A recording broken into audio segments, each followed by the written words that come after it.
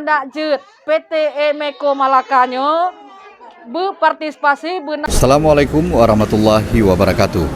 Haba uronyo supaya anak miet BN dan urang mume bersehat. PT Medco NP Malaka gepako urang Gampung Blang Kemahang Kecamatan Julu Aceh Timur. But dari dana CSR perusahaannya gepejaro ni bak posyandu Gampungnya. Rame takalan urang Gampung, anak miet, urang inang mume, urang tuha yang truk langkah bak acara posyandu bak saboh balai di Gampungnya.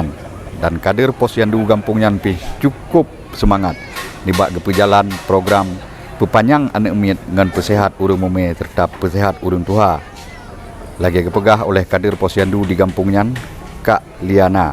Ni bak Freelance News bahasa Aceh bak Uro Senin tanggal 20 bulan 12 tahun 2021 di Gampung Blang Kemahang.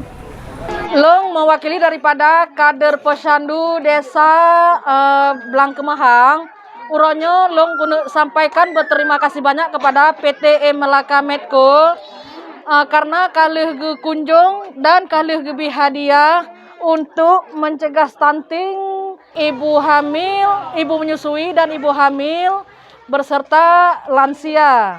Jadi harapan kamu yang dari suara rakyat desa Blang Kemahang, anak jet PT Meko Malakanyo berpartisipasi benar perhatian hanya sampai bulan 12 2021, tapi anak jet berkelanjutan uke seterusnya sebagaimana PT Meko masih berjalan.